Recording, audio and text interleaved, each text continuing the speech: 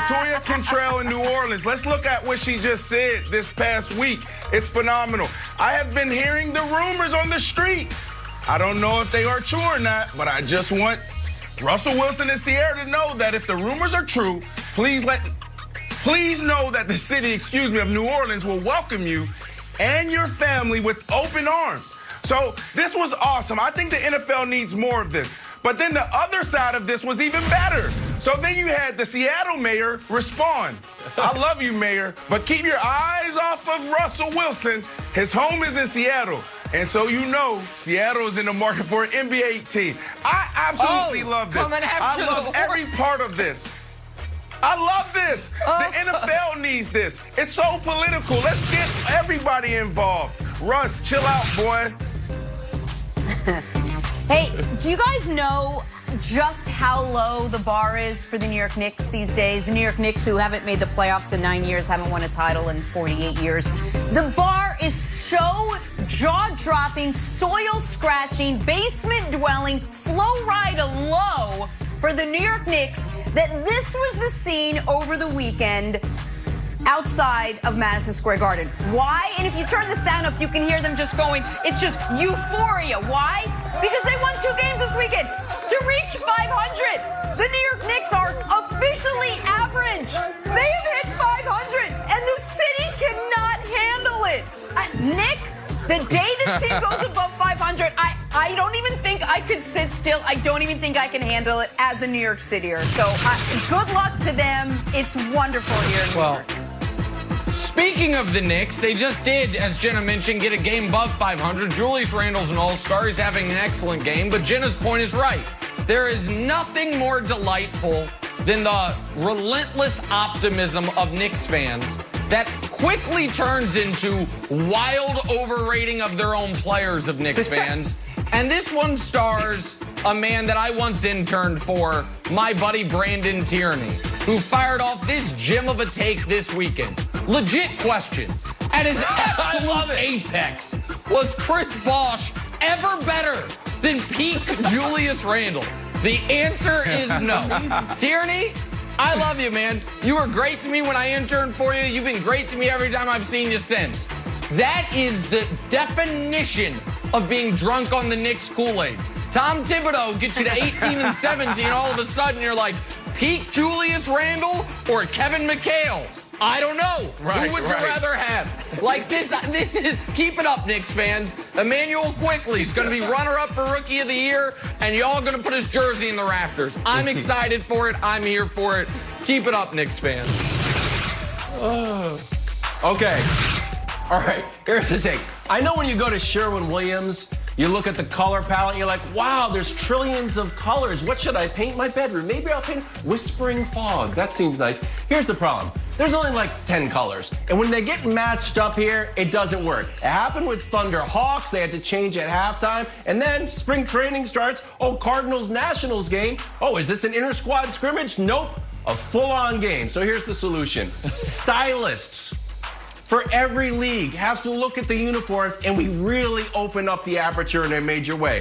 So color combinations that match on TV. Hey, good news. Today you're wearing camouflage, and the other team's going to wear that like orange, safety orange. It's a whole deer hunting theme. Hey, we're going to go 60s theme. You guys are going to wear tie-dye. You guys are going to wear like loose denim. You're going to look like Timberlake and Britney Spears. Next time, oh, you're going to wear metallic silver, and you're going to just wear leather. It's going to be like a Mad Max meets Star Wars thing. We really open up the aperture so this never happens again. Free take from Kevin Wilds. Love it. I love it. Our stylist, Christine, get her on it. Trade talks. Let's talk some Dallas Cowboys now. Why are we talking Cowboys? Not because they finally signed Dak Prescott, because that would be hilarious, but because at least it appears like they want to. Last week, Russell Wilson listed the Dallas Cowboys as a team he'd be open to be traded to. Well, according to a report over the weekend, Cowboys find a Dak for Russ swap, quote, laughable, citing the age difference between the two quarterbacks and the truckload of the draft capital they'd have to give up. There's a lot there. So, Brendan, are the Cowboys making a mistake laughing off a Dak for Russ trade? No, Jenna, you know what I think is laughable is that the Cowboys refuse to give Dak the bag. Pay the man, and you won't have these discussions. If I'm Russell Wilson on the other side, I will be thinking this way, like, okay, well, if it's not going to work out in Seattle, where can I go? Where's the ultimate place for me? And Dallas would be up there. And the reason why I'm considering this is because you refuse to pay him. And that tells everybody in the league what you think of him.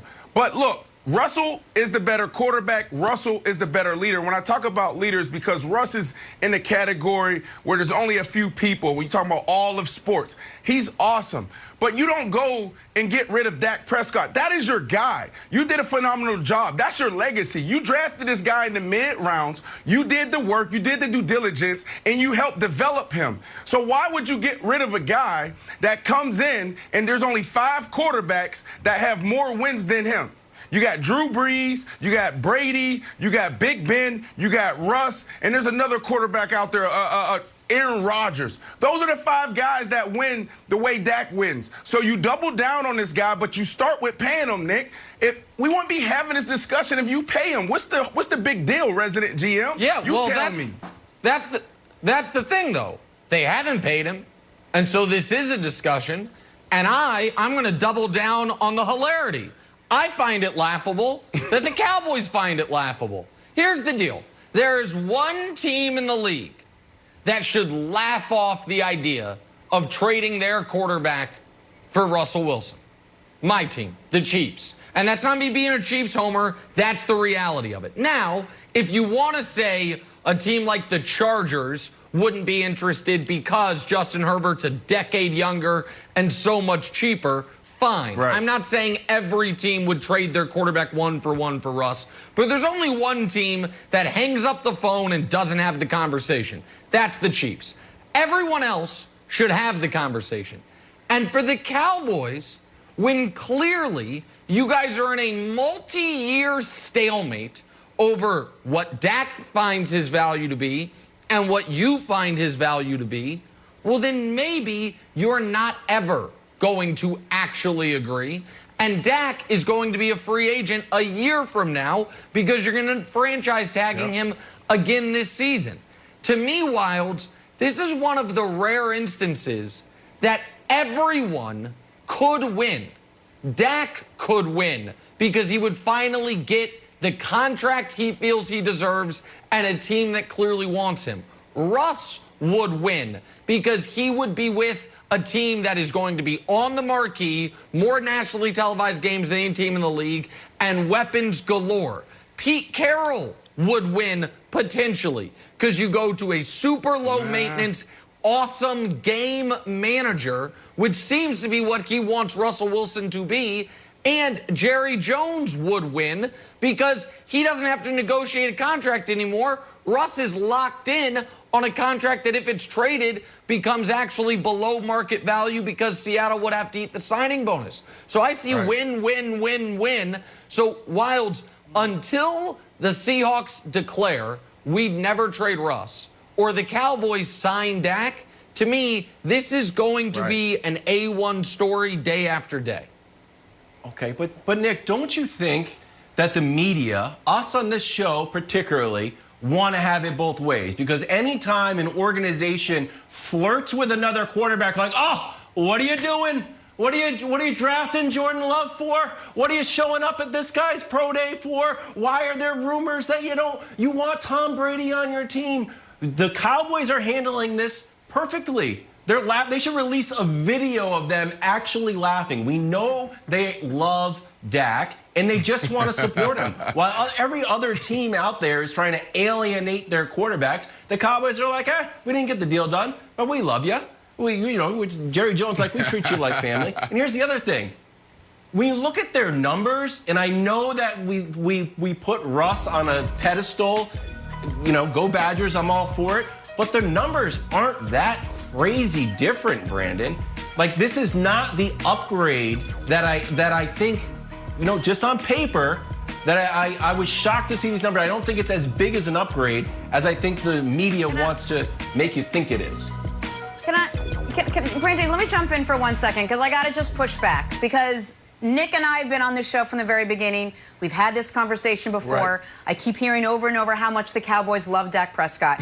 But there's, and I love to hear people tell me they love me. I want everyone to tell me they love me, but at some point I want you to show me. At some point I want you to pay me or give me the due respect or something, because it has now been years upon years of off seasons that we keep talking about how much Jerry and Steven love Dak, and yet show me the money. Show me how much you love me and trust me. Even after his injury last year, they were like, Dak's still our guy. If Dak is still your guy, there would be some sort of, here, this is what we'd like to offer. Let's get that conversation going. And we haven't heard it. No contract. Yeah, Nick, no contract still. You know, I'm tired of Nick, the words now. Nick, you know who Jenna is? Jenna is Andre Johnson.